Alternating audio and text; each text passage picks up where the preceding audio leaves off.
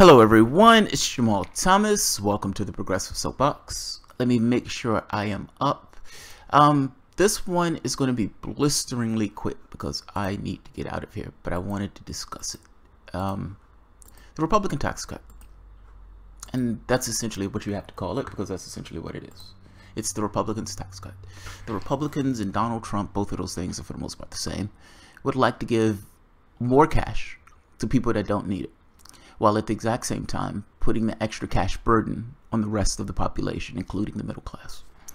This is the LA Times. I'm going to read this real quick, and I want to give just a quick comment on this, because I've been watching this, and this is trickle-down economics 2.0. Anytime Republicans get in office, the first thing they think of is, tax cuts. And in this particular time, they're thinking, we have House, Senate, and presidency. Oh my God, we are going to get a tax cut. We're going to get a tax cut. So this is LA Times. A middle-class tax cut? Hardly. Hardly. President Trump and his Republicans are still trying to sell their tax bill as a quote-unquote middle-class tax cut. The middle class isn't buying it, but that still won't stop Congress from passing some version of their plan, because it has nothing to do with the middle class. I mean, when they're giving these proclamations of freedom and everything else, that has everything to do with them. It has nothing to do with you. The GOP's tax proposal was always going to be a hard sell. Its centerpiece is a debt reduction in corporate taxes, when most Americans think corporate taxes should go up, not down. Even before the House and Senate unveiled their bills, about half of registered voters disliked what they were hearing, according to public opinion polls. Only about a third, essentially the Republican base, said they favored the plans. So you have 1/3 of the population thinks this is fucking awesome to give billionaires and millionaires a tax cut at the expense of the middle class and everybody else. That's an important point. I mean, you're essentially taking money out of the section of the society that's already been beaten down through this economic warfare over the past 50, 60 years. And this is just, you know, the crowning achievement of that. After weeks of salesmanship by the president and his party, those numbers haven't changed much. A Quinnipiac poll last week found that 52% of voters oppose the GOP plans. Only 25% support them. You have that much antagonism in the public against your plans. And guess what? If you had a functioning democracy, if you had a functioning representative government, if these people who are in Congress are actually your representatives, and you have numbers like that,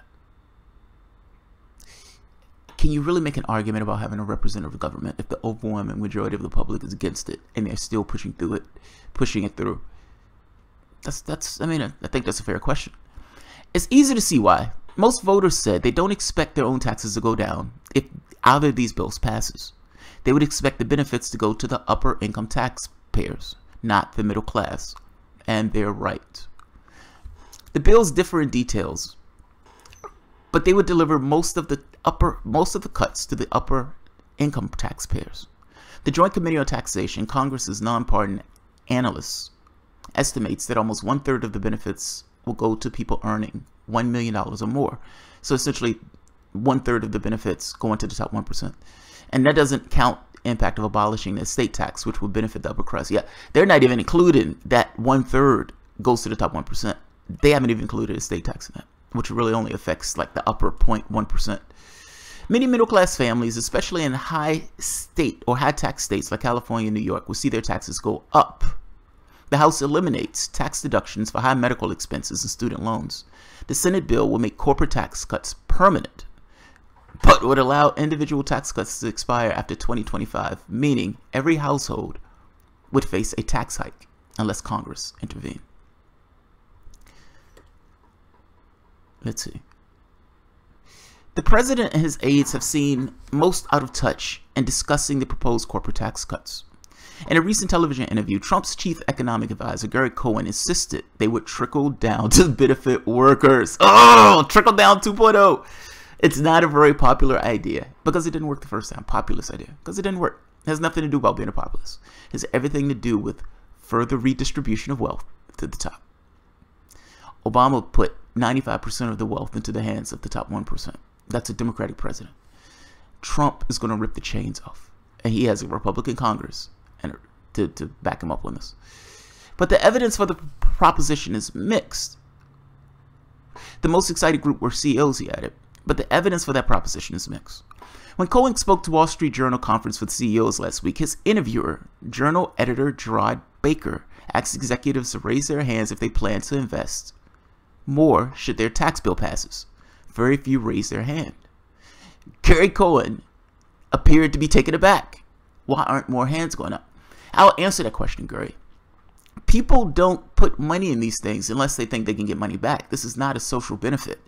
Meaning, just because you're putting money in somebody's pocket, that person has to have a good faith belief that that money is going to come back to them in some particular way. They're investors. They're not, this is not doing it for community service. I mean, come on. This is not this thing of trickle down in this case. When you give rich people money, unless that rich person thinks they can make a buck off of exploiting somebody else, they're not going to put money into it. Meaning they're not going to put money into things in this way. They're going to put that money in their pocket. You create jobs when you need a job to be created. So at my company, I'm not necessarily going to just add 3 more jobs just because I could add 3 more jobs. If it's not going to be profitable for me to add 3 more jobs, that would be insane. The goal of this is not community service. The goal of this is to maximize my profit. If you're giving me tax cuts, including the estate tax, and some of these things, they're keeping tax cuts for golf courses, which is fucking amazing. Plenty of mainstream economists think the tax cuts is a bad idea for another reason. It would add an estimated $1.5 trillion to the federal deficit over 10 years. Yeah, man, this is you must understand, the reason why they put policies like this is not because it benefits you. When Republicans have this conversation about freedom, speech is so sketchy in this. When they have these conversations about freedom and everything else, that freedom is not for you. This is language. So the language is subjective based upon their audience. So if I am a Republican and I'm going out and I'm touting tax cuts, it's because I'm being paid to tout tax cuts. That's my base. That's what I believe in. I'm going to say, oh my God, when the Democrats are in power, I'm going to say one of 2 things. Oh my God, the Democrats are trying to spend all of this money on those other people. That's what I'm going to say. Once I get in office and once I get in power, we need tax cuts. We need tax cuts. I cared immensely about the deficit when the Democrats were in office, but now I'm willing to add $1.5 trillion on the backs of the middle class to get tax cuts.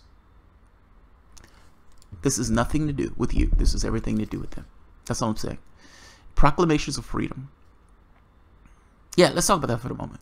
So the right often likes to throw the term freedom around in regards to tax cuts. That has nothing to do with you.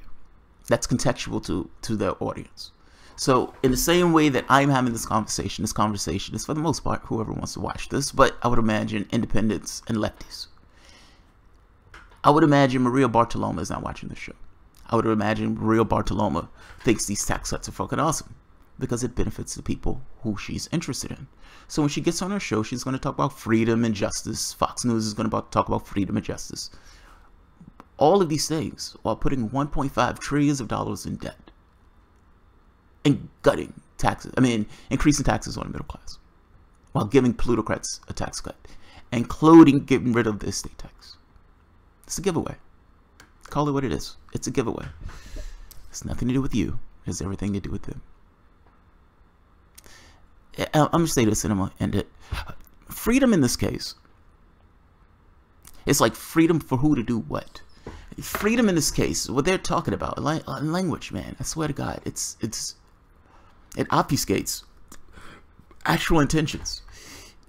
When they're talking about freedom, your freedom in this society is purely dependent upon how much access you have to cash. Your decision space is determined by your amount of cash, your amount of capital, how much money you have. Those things, that amount of money that you have is going to have access to the things that you need, being services or goods. If you do not have capital, if you do not have cash, you're not going to have access to those goods and services, and you're going to have a pretty difficult life. You're going to be on this constant hamster wheel working 40, 50 hours a week at a job you probably despise. At what point is working 50 hours a week at a job you despise freedom? It's nothing to do with freedom. It's nothing to do with you. It's nothing to do with you. Capitalistic society, freedom is determined by your decision space, by the amount of capital. When Republicans get out and say, we're going to give tax cuts, this is freedom and this is justice and all this other stuff, they're not talking to you. They're talking to people with means. they're talking to people with means. I'm going to end this. Like I said, this was going to be quick. Yeah, why would golf courses have tax cuts? That's crazy. Yeah, that is crazy. That is crazy. But again, this is nothing to do with you, and it's everything to do with them. This is kind of my point. I would hope, or I would wish, that Trump supporters would be honest and look at this and say, oh my God, he's fucking us over. That's what I would hope. And not to run into the arms of Democrats. Fuck no, I don't believe that at all. Because let's be honest, they're going to fuck you over too. Democrats make their argument purely based on this relative distance between Republicans. If you look at them and regard them and grade them purely as they are, not in comparison to anybody else, I think you would find their legitimacy lacking in public support and in the things that they say that they believe in. So attacking one in no way gives light to the other. That's the point I want to get at. I would hope that Trump supporters can join hands with lefties on very particular points. And one of those points is corruption. And I would hope that one of those points tends to be militarism. That's another one. But also on shit like this, just honesty. Or just this thing of integrity of, I got in office running a populist campaign. And now, granted, those people shouldn't believe the blue-collar billionaire. That sounds insane in this first place, blue-collar billionaire. But those people did believe that blue-collar billionaire. And in the same way, you can make the case that progressives got owned or got somewhat I don't want to say manipulated. That's too strong. Had certain illusions about Obama. I would make the case that they have the same illusions about Trump. When Paul Ryan was willing to go over the debt ceiling, saying they couldn't raise debt by 1 red cent, and then the moment that they get in office, raise it by $9 trillion. When Donald Trump is running a populist campaign saying he's not going to benefit from it, and he is directly benefiting from the laws that he's passing, where do the shackles fall off the ass? That's all I'm asking. That's all I'm asking. I can understand you not wanting to support Hillary, but come on, Trump. Come on, you're being had. You're totally being had.